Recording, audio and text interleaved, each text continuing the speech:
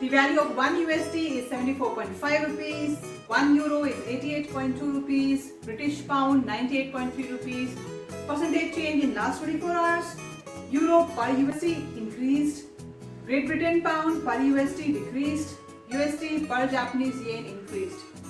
Oh, namaskar friends, welcome back to my channel Living Economics. You must be wondering what I'm reading in the newspaper. Yes, I'm reading in the newspaper about the currency's exchange rate, about how much Indian rupee is in terms of US dollar, about how much Indian rupee is in terms of euro, about how much euro is in terms of USD.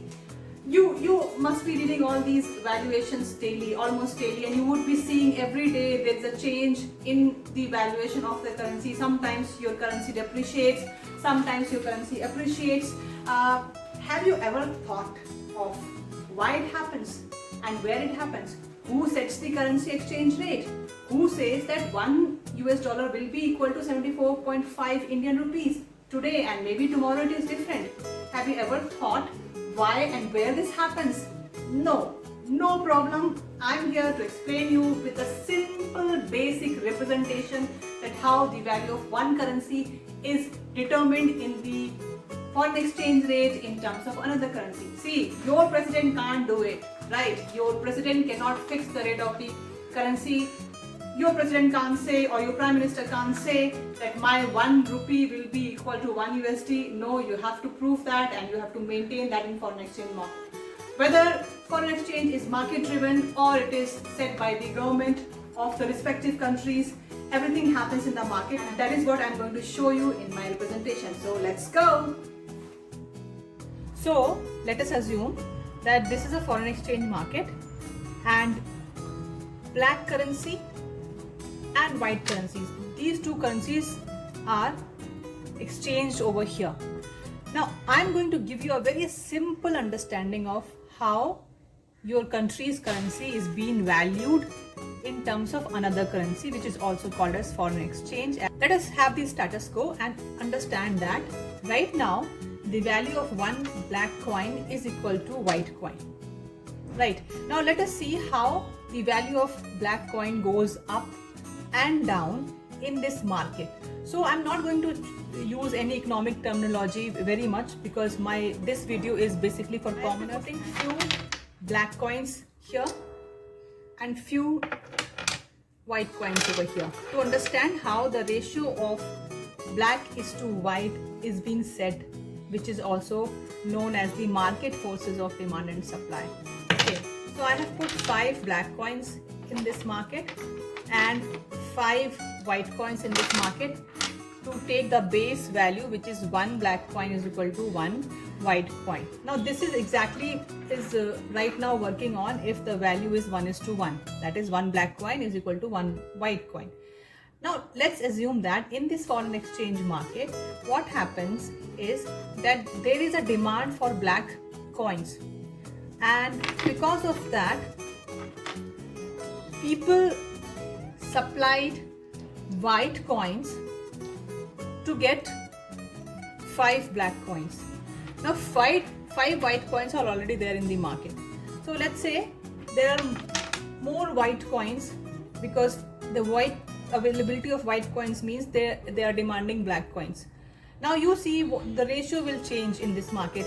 At this current position, when everything else is constant, the ratio of black currency is to white currency will change, and what you can see over here is that there are 10 white coins and 5 black coins as of now, other things being constant.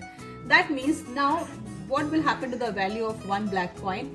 Earlier it was 1 black coin is equal to 1 white coin. Now you see the value of 1 white coin, 1 black coin will be 2 white coins as per the availability of white currency and the black currency.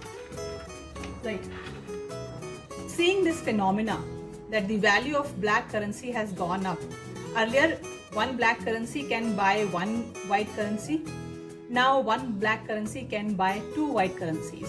Or in other words, earlier 1 white currency can buy 1 black currency. Now in order to buy 1 black currency, we need 2 white currencies. So the value of black currency has gone up, which is also called as currency appreciation. and the value of white currency have gone down, which is also called as currency depreciation, right? Let's assume that there is another person who, seeing the value of currency, black currency has gone up, demanded black currency, and in order to demand black currency, he or she has to supply white currency in the market, in the foreign exchange market. Now, seeing the value of black currency gone up, 5 more currencies is being traded in the market. So this is 5 more currencies available in the foreign exchange market, and they demand these 5 currencies, black currencies, which are already there in the market, and other things else is constant. What will happen now? The market forces will set the ratio. Now you can see the ratio has been set where 1 black currency is equal to 3 white currencies. That means what? The value of black currency has gone up. The value of white currencies have gone down.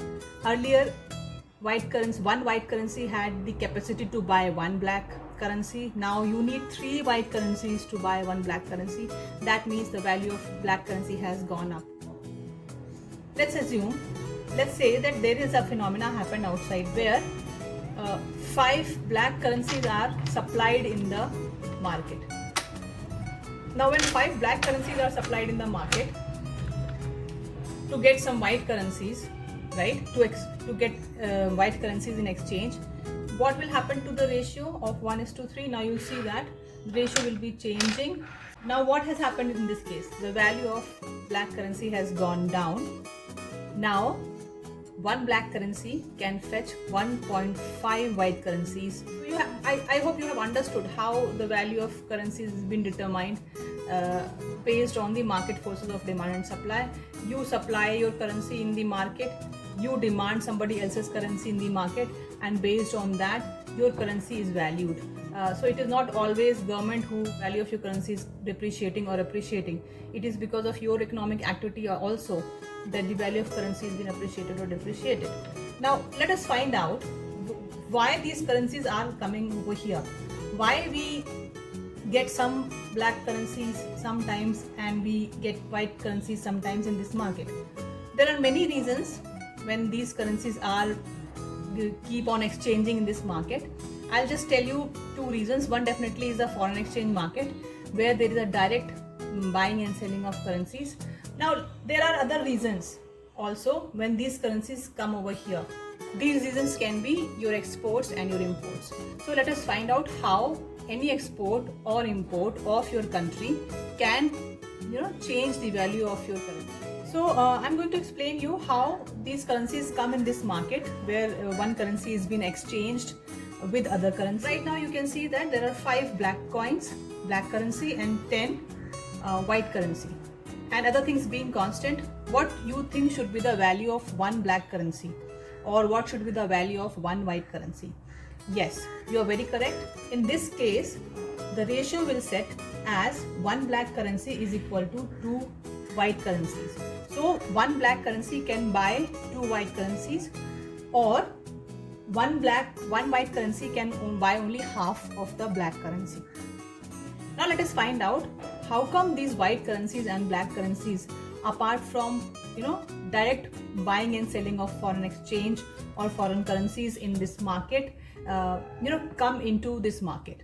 So there is something called as import and export. I have already mentioned. Let's assume that a black country has invented one technology which is called as light technology, and the value of this light technology in this country, in black country, is, let's say, 2 black coins or 2 black currencies is the value of this light technology. In goods and services market, what will happen? Someone would demand this light technology from white country. Okay, now white country person wants this technology, wants to import this technology from black country. The value of this technology is 2 black coins, right? Let's say the value of this technology is 2 black coins. White countries people or the company which wants to buy this light technology has white currency with it. Since the value of this technology is 2 black coins and the value of 1 black coin is 2 white coins, the person from white currency has to supply 4 white coins to this seller. But what happens here is it cannot give these 4 white coins to this seller directly and can buy this item. Actually, when you buy online or when you order things, you actually do the same. But behind your back, behind the scenes, what happened, backstage what happens, this 4 units of white currency will go in the market of foreign exchange to demand 2 black coins so that this particular white technology can be purchased, because the seller from black country will only accept black coins and not white coins. So these white coins should be traded or should be exchanged in terms of black coins, so the person from white country can purchase this light technology. So what happened in this case is the 4 more white currencies is being supplied in this market. Now you can see the ratio, right? You can see the ratio.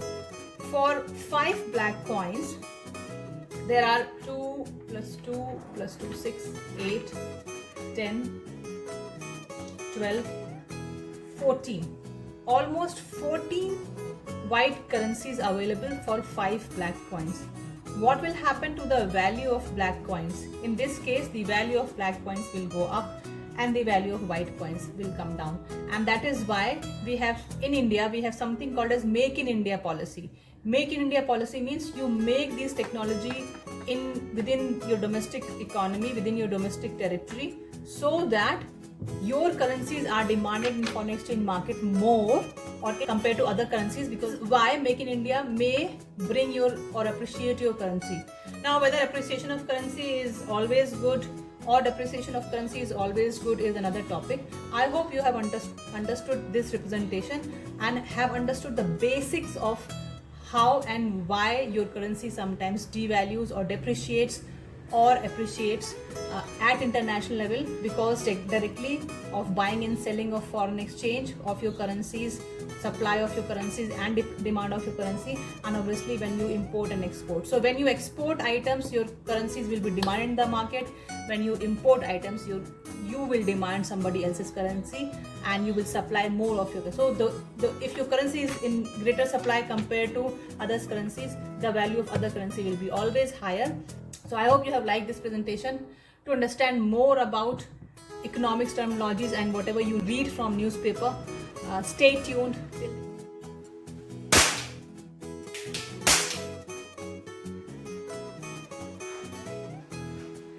I hope you have understood the presentation and understood how your currency is valued in terms of another currency. You can appreciate your currency by not demanding much of other currencies. You can depreciate your currencies by demanding much of other currencies. Do not always depend on government to appreciate your currency. Stop buying foreign products. Buy your own country's product if you want to appreciate your currency and if you want to strengthen your currency in terms of the other currencies of the world. That's it for now. I am going to celebrate my Diwali. You can also go. Bye. Take care.